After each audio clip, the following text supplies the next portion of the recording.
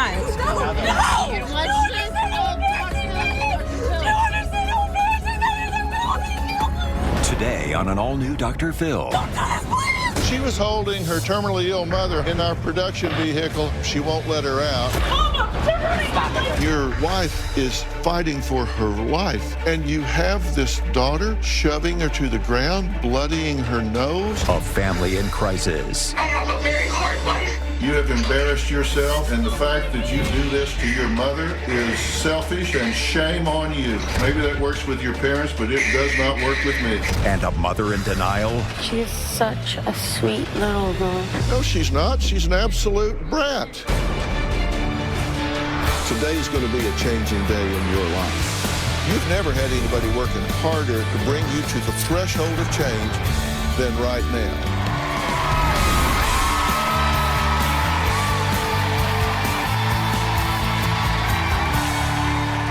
So, I'm on my way in this morning, and I get a call from my producers telling me today's guest, 17-year-old Ray, is barricading her terminally ill mother in our production van. She won't let her out, forcibly trying to stop her from meeting me and discussing her out-of-control behavior and violent meltdowns. Take a look. Come on, let's go. No! Oh, please, this is ruining my life. Let's just go talk to Dr. Phil. You understand how embarrassing that is? I'm gonna leave you. Please be the only person, Mom. Don't go. Go. Don't do this, please, Mom! Please do this for me! You've done all you can. Come with me now. As you just saw, Ray's father, Tony, was nowhere to be seen when his wife was begging to be let out of the production van. I told production to take Ray and her mother back to the hotel and asked to speak to Tony alone in my office. My daughter has basically held my wife, Heather, hostage in the van and is refusing to allow her to come out. Why are you allowing this to happen? I'm not allowing it to happen. What the hell you're not? You're sitting on the curb while she's in the car. You said holding your wife hostage. Why are you not grabbing your daughter and pulling her out of there and putting her on the curb and getting your wife the help that she needs? Why is the tail wagging the dog here? That's my question. I don't want to leave a mark or a bruise or a scratch. I totally get that. But at some point, you've got to step up and take back control of this situation. She'll get combative with me, Dr. Phil. She's really good at headbutting, and I don't want her to do that to anyone. I understand that. And when she does that, what do you do? Walk away, give her time and space to calm down. And she gets her way. Yes.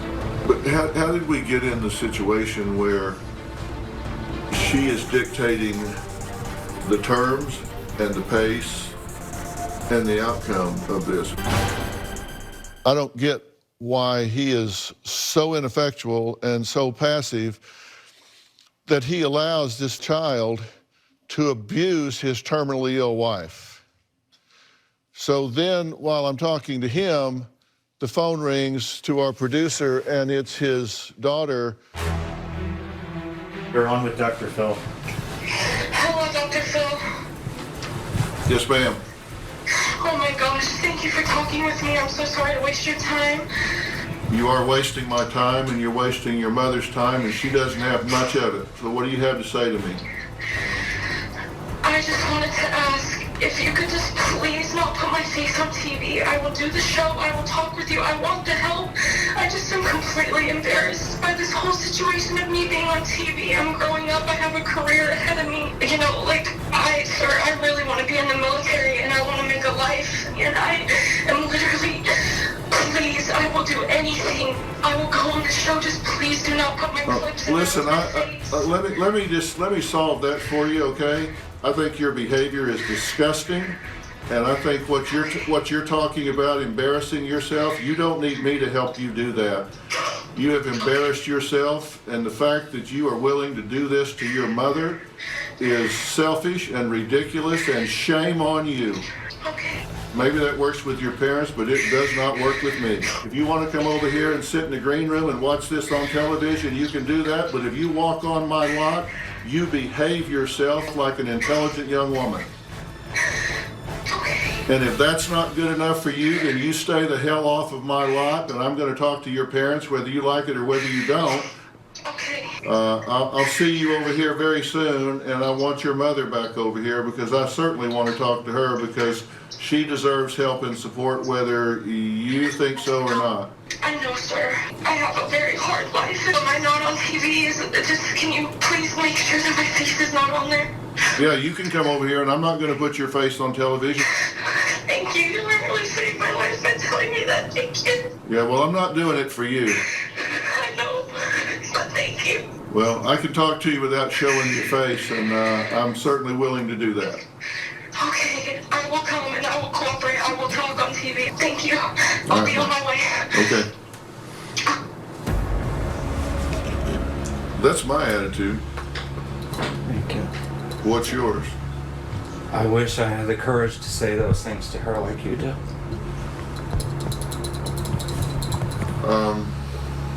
I've been told that she has a PhD in manipulating adults. And No. You have a PhD in wimping out.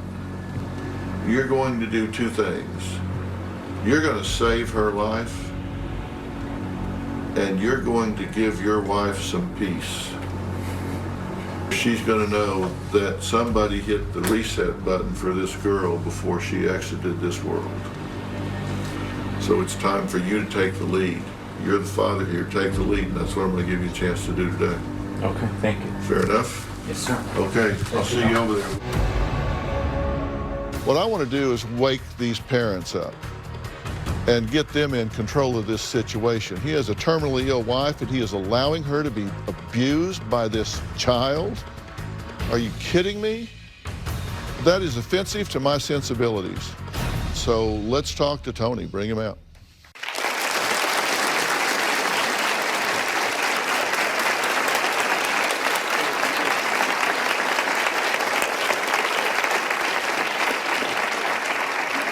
We cleaned up a little better, didn't we? Yes, sir. Thank you. Okay. You and I talked just briefly a short time ago in my office. Have you had a chance to reflect on what we talked about? Yes. What do you think about what I had to say to you? I think you're absolutely correct. My daughter is out of control. I've allowed her to get out of control. I don't know how or when. It just gradually happened throughout her life. Well, you don't know how or when because you've been drunk for 10 years, right? Yes, I just quit drinking in January. You've been blackout drunk a lot of the time, right? Where you were just totally unplugged from the situation. Yes. Why? Do you know why you got in that condition? My dad suggested that I get a little bottle and keep it in the garage, hidden, and that helped him deal with me growing up, so it might help me dealing with my daughter growing up. And then gradually over time, the bottles just keep getting bigger and bigger and happen more frequently and daily and weekly and monthly and yearly. This was your dad's parenting philosophy? Yes. Vietnam veteran. Well, who raised him? Wolves? That's a good question, Dr. Phil. Really? That was his advice to you? Just keep a little bottle in the garage, numb yourself out, and you'll get through this fine? Yes. Is he still alive? No. Did he get a chance to see how well this was working out before he passed? Yeah, he was concerned that my daughter, Ray, might end up under a bridge with a needle in her arm and barefoot and pregnant with no education or job skills. And I have the same concerns. Now, at this point, you're actually afraid of this girl. Yes. Why? She runs a house. She's combative. She's argumentative. She's manipulative. When I try to control her, she'll call the police, and I go to jail. I just got out of jail in January. And you were in jail in January for what? For an alleged dog bite. Because she said you sicked the dog on her. Yes. He goes to jail, and you're there for a week, right? About more or less, yeah. Yeah. And then she writes this letter to the police. I lied to the police about my dad making our German Shepherd bite me. I was messing with our dog, and it was my wrongdoing, not his. I apologize for any inconvenience this may have caused. Thank you. So that's like I'm sorry the power went out on the cash registers when you were in the checkout line. I'm sorry for any inconvenience this may have caused. That's what you say when you have a power outage. That's not what you say when you put your father in jail for a week. That wasn't the only time she put you in jail. No. I suspect you were looking for 3 hots and a cot to get away from all this. Sometimes I just take a break and go to Walmart and take a nap because it's so exhausting.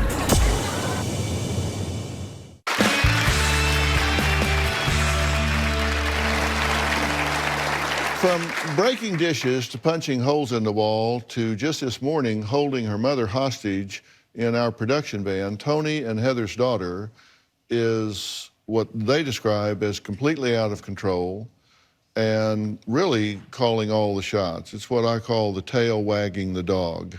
You've called the police like 80 times, right? More or less, yes, about. Well, that's what we counted. Yeah. That's a lot. And they basically told you, stop calling us, we can't parent your daughter. Yes, that's exactly what I was told. Because the 80 times they've been to your house, that's when resources are there, when some burglar's crawling out of a window across town, and they're not over there because they're over there parenting your daughter because you're not. Yes. Okay. That wasn't the only time she put you in jail. No. Okay.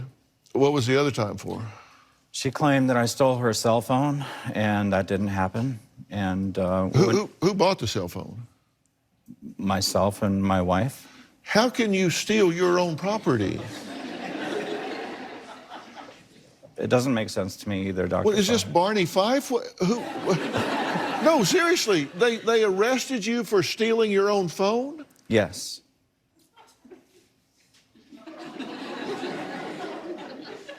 Did you say, let's call the phone company and see who's bought this phone? No, I did not. So they haul you off to jail? Yes, for another week or so.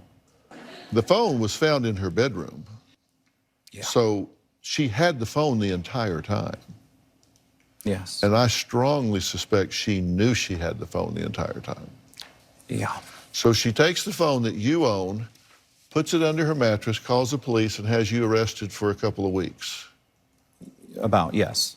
Did you ever say to anyone, excuse me, officer, I own this telephone. This is my out-of-control teenage daughter manipulating you to leverage me, and I own this phone. You might want to check that before you put those handcuffs on me. I never thought of that. I was more than likely drunk and didn't think about it. Yeah, I suspect you were looking for 3 hots and a cot to get away from all this. Yes. I mean, you were like, fine. Sometimes I just take a break and go to Walmart and take a nap because it's so exhausting. I'm serious. Yeah, where do you sleep at Walmart? In the parking lot. Oh. In my car. Holy God. Well, when we come back, we're going to meet Heather, who was held hostage this morning in our production van by her own daughter, and I suppose would still be there if we hadn't said, look, purely out of deference to this woman that is really fighting with this illness, we said, we'll deal with this issue in another forum. Let's get this woman home. She wasn't doing well at the moment, correct? No, she was not at all. What was happening with her? She was stressing out. She has brain issues. Yeah. She's terminally ill, and the ammonia builds up in her brain, causing toxicity, and we try to flush it out with diuretics, and that presents a whole nother challenge of issues. Yeah. Okay. We'll meet her after the break.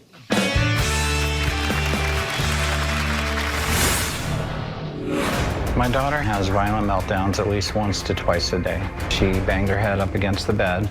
I can be scared of my daughter. She just went boom and she hit me. Blood gushed everywhere. But she runs the house. We don't know how to stop it.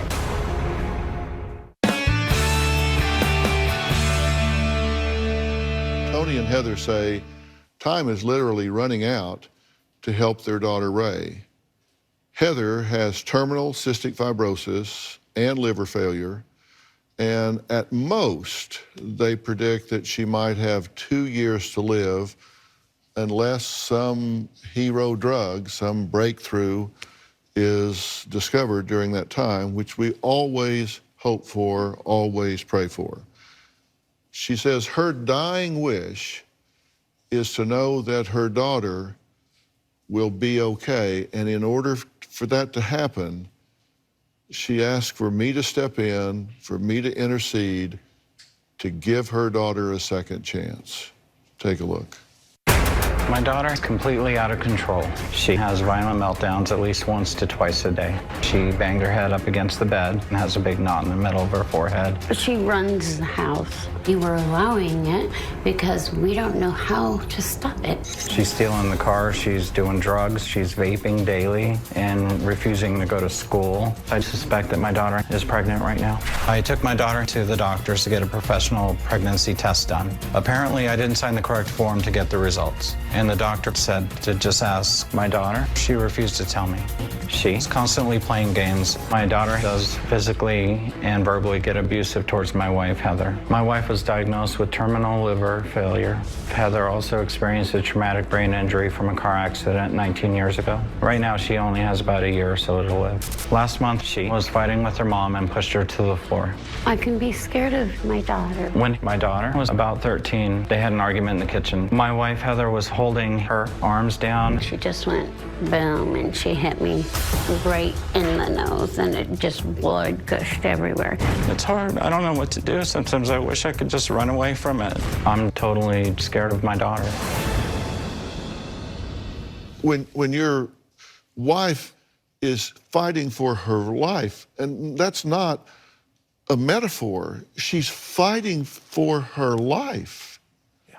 You can count on your fingers the number of months she may have left in this world, and you have this daughter shoving her to the ground, bloodying her nose, holding her hostage in a van, abusing her. I mean, that's abuse on your watch. That has to stop.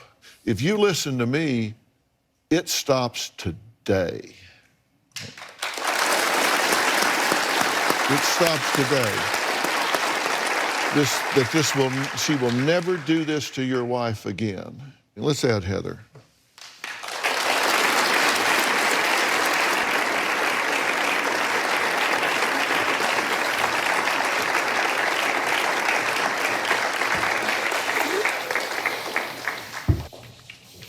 Hello, Dr. Heather, Phil. how are you? Been waiting to see you. Thank Well, you so good to meet you. You have no idea. Got a step for you here. Hi, honey. Thank you. Thank you. Thank you, everybody.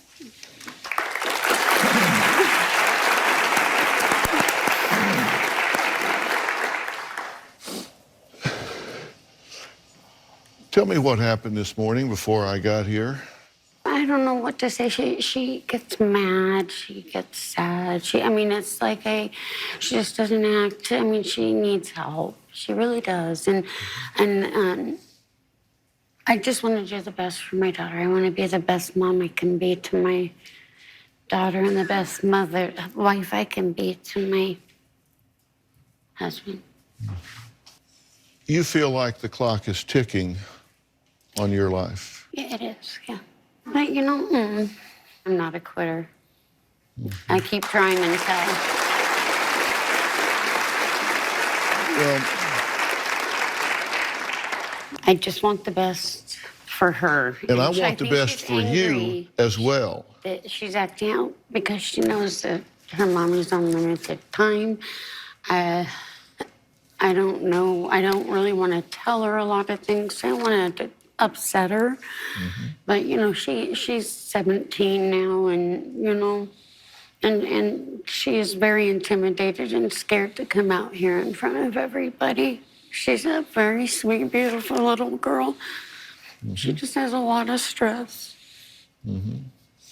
And she's had death in her life. Yes. She had a friend. Yeah, that shot she lost? himself in the head and behind the high school. Yeah. Right. And she's lost a grandfather that she was very close to. Now she's facing this with you.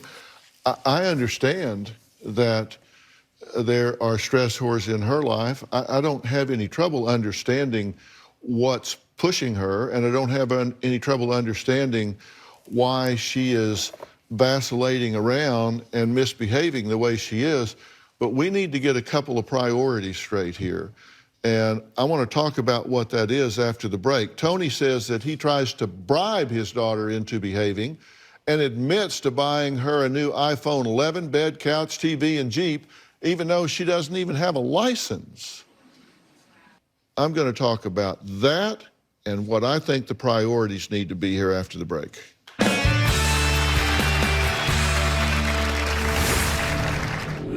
You allow her to party and drink in the house. You allow her to smoke weed in the house. And you allow the boyfriend to sleep over knowing they're having unprotected sex? No. He knows it.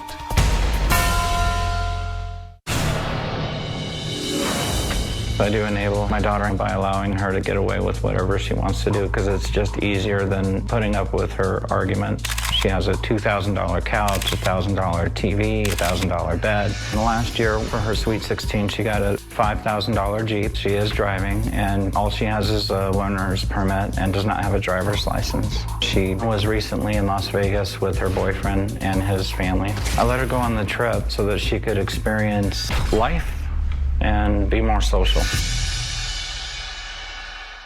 I feel like I'm in the twilight zone here. I mean, Me too. you know, people ask me sometimes if I think problems are as simple as I make them out to be, and if people really pay attention, I don't think problems are simple at all. Problems are often very complex, very layered, have a lot of different components to them. I don't think problems are simple at all. I think solutions are oftentimes very simple. And I have very fundamental philosophies that I have adhered to my entire life. And one of those is you just don't reward bad behavior. I wrote down some things about your parenting philosophy. I give in. I bribe her. Haven't punished her since 14 years of age. I'm afraid of my daughter. I used to drink to escape. I spend all of my time taking care of my sick wife. That's your parenting philosophy. I pulled it out of your interview. Those are just some of the ones that just jump out. I have to say, she really is. I'm not in denial. She is such a sweet, sweet little girl. No, she's And I not. She's think an that- absolute brat. Listen, I'm sorry. She has a tender heart, and it's gotten hardened because of everything that has happened to her. She is pushing you down and bloodying your nose and not respecting you. You said it. You told me that you fell down and it bloodied your nose. Don't look at him like, what's he talking about? It was a headbutt. And your nose was bloodied, right? It was. Okay. Yeah. Don't look at me like I made that up. No, I'm just, every mother has a deep, deep love of their child and And listen, I want to guard them and protect I'm the them. absolute optimist when it comes to people. I think that she can be everything you want her to be, but it's going to get worse before it gets better. She's going to have to deal with what she's running from. She's going to have to mature. She's operating at an emotional age now of about 9 or 10 years old. I made a list of the ways that you guys enable her. You give her $150 to $200 a week for food and gas and entertainment. You've bought new clothes, makeup, bed, this iPhone, $2,000 couch, TV. You bought her this new Jeep. She doesn't even have a license. You allow her to party and drink in the house. You allow her to smoke weed in the house. Oh, you bought her a pipe. You threw away the one she had. She got upset, so you went and bought her another one for $60 for another pipe, right? Yeah. You allow her to vape. I have told Tony the same thing that you said. You know, she only has a temp. She's No, really that's not true. she shouldn't be driving. That's not true. She doesn't only have a temp, she has a temp and a car. And you allow the boyfriend to sleep over knowing that they're having unprotected sex? No, we didn't know that. Which is, I just found out yesterday that it's... He knows it. I just found out yesterday that it's like all the time that they see each other that they're doing that. when she came to me and told me that she thought that she might be pregnant, I immediately had Tony take her to her primary care physician and get her a shot for birth control. And then there has been boxes of condoms purchased to help her. We have tried. Yeah, you can make balloon animals with those.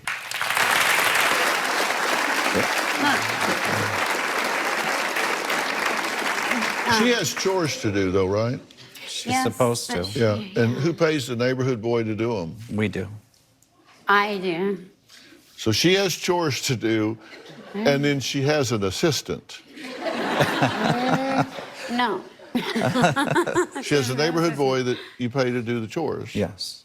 Coach Mike Bear is here, and Coach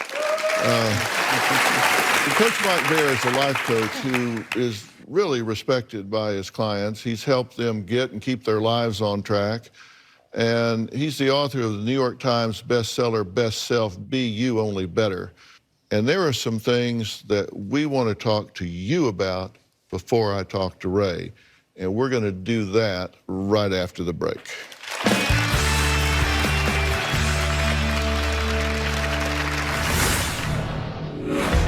I drank alcohol for 10 years. I drank so much that I would black out and quite often wake up in my own urine. I remember one night I was drunk. I was upset at my daughter for not going to school, and I tried to bust down the door. When I knocked down the door, I would shove her up against the wall. She still throws the last 10 years of my drinking habits in my face. I am my wife's main caretaker. I feel awful. When I wake up, he wakes me up every day to a handful of pills. So it's not fun. These are the medications that my wife has to take daily.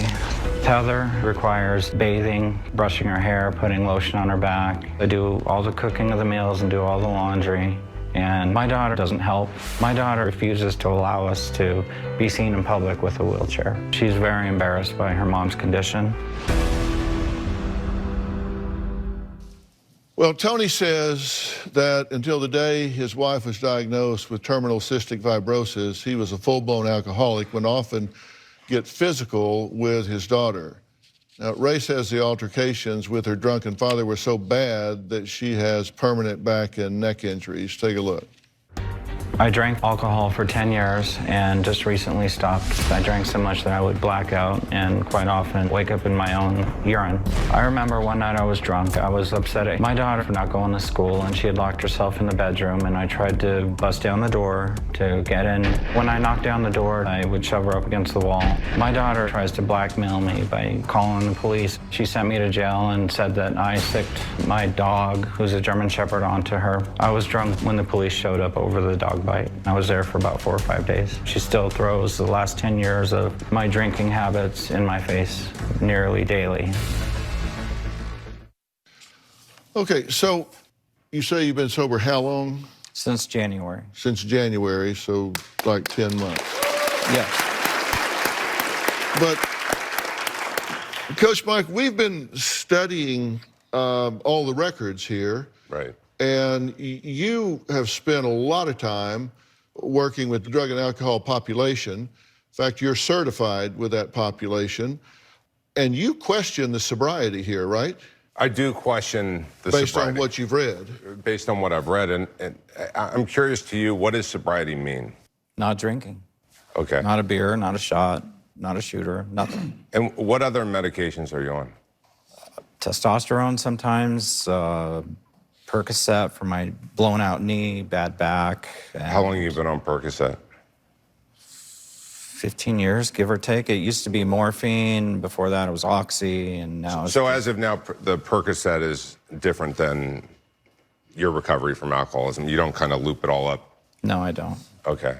So you're taking 15 milligrams of Percocet a day? Yes. And you've been taking some version or combination of this for 15 years?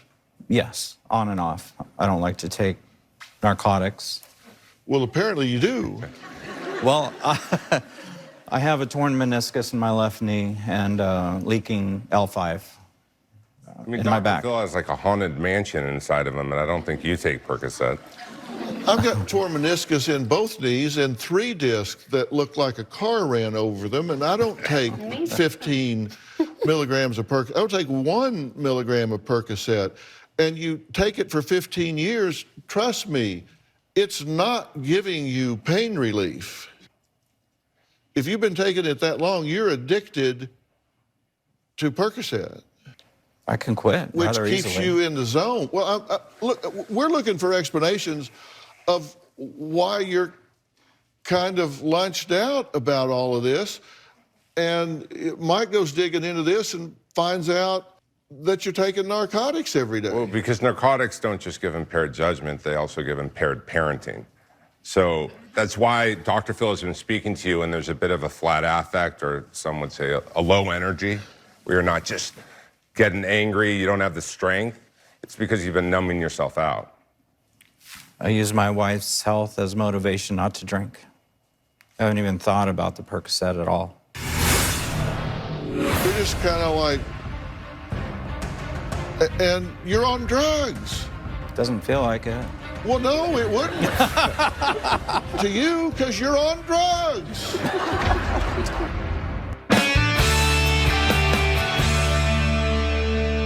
If we called the 10 directors of the top dual diagnosis treatment programs in America and said, he's sober as to alcohol for 10 months.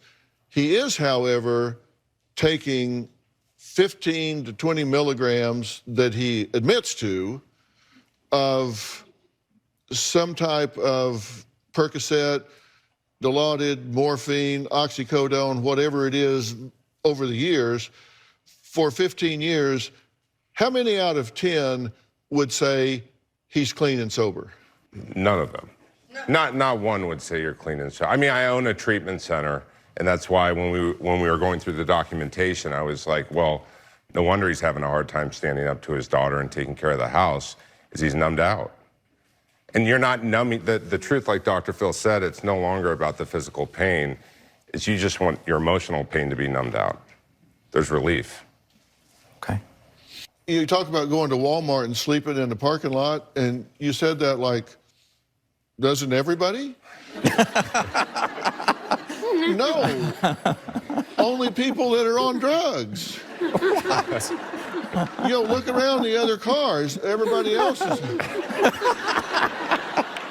Oh, my. Because really, I'm looking for answers. I'm looking to try to figure out where the impetus is, where the drive is, where the awareness is, where the alertness is, where the motivation is. And you're just kind of like, and you're on drugs.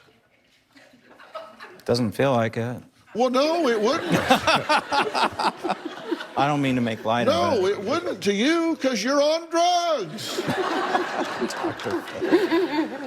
Help me out here. I'm in with you. I mean, I think, and it's not just Tony, it's also you, Heather. It's the combination of, I mean, Heather needs to be on drugs. I do. Tony, most likely, you don't need to be on drugs. You don't know what a recovery program is because you thought your recovery was just getting off of alcohol. Yes. When really the alcohol is just a solution to the problem, which is yourself. The pills are a solution to the pain. So we have to take it all out. We have to rebuild you so that you can start to be the man and the husband that you deserve to be.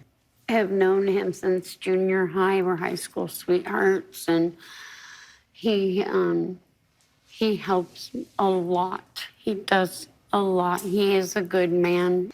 If I pass, I just want to plan for my daughter. Right. I don't know what to do or how to treat her, how to talk to her about it, and she's falling. She's falling. She's free falling. She needs, someone's got to catch her, and I keep putting my hand out, and I keep holding on to her, and I'm afraid I'm going to... And what I'm trying to do is give her a wake-up call and get all the resources around on point. I'm the incurable optimist. I totally believe that your daughter is exhibiting what she's doing out of fear and out of pain. That doesn't mean I think she's a bad person, but her behavior is atrocious. It is, yes. She's so scared that she's gonna lose me and that she clings on to me. You're all I've got. You're all I've got, Mommy. Don't leave me, Mommy. On her knees, she cries. Don't leave me, Mommy. Stay. I need you. You're the only person I care about. You're my everything. And it hurts. And therefore, when she gets spoiled by Grandma and Daddy and occasionally me, it makes me feel good to know that I can see her happy right now. Okay. Does that make sense? I don't know. It does.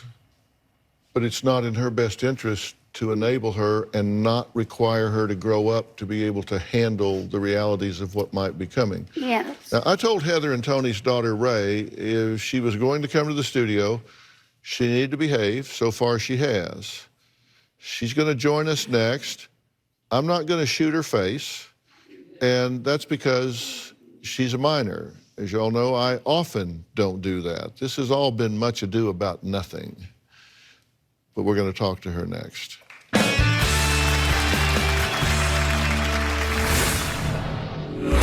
Since my mom is sick, they mostly focus on her, so I don't really get any attention. My parents are lenient. They will let my boyfriend sleep over. I just want to feel included in this family. You do not want to miss that. After a rocky morning involving Ray barricading her mother in our production van, find out what happens when Ray finally makes it to stage. Is Ray pregnant, or was it all a ruse to take further advantage of her checked-out father and dying mother? Is all of this bad behavior a desperate cry for attention? Plus, Ray wasn't done when she left the stage. Find out what happened that caused her to throw what might be her all-time temper tantrum backstage. I want to thank all of my guests today. If you have a question for me, you can go to drphil.com, and don't forget you can follow me on Facebook, Instagram, and Twitter. We'll see you next time.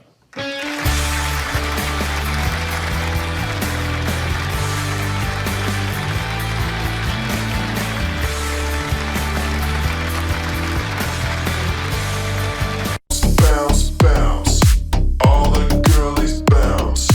Take 'em to my house, turn the party out. Bounce, bounce, bounce, all the girlies bounce. Take 'em to my house, turn the party out. You warned me 1,000 times, memories can kill ya, but I didn't hear ya. I thought that I could fly, but woke up on the asphalt. I swear there was the last time. I've always been naive, call it.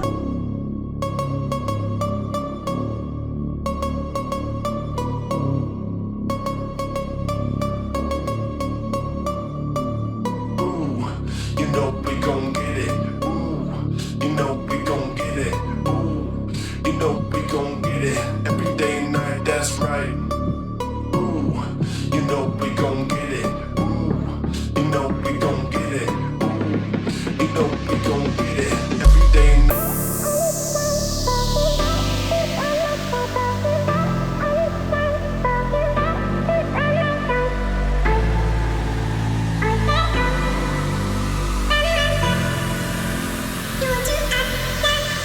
You surround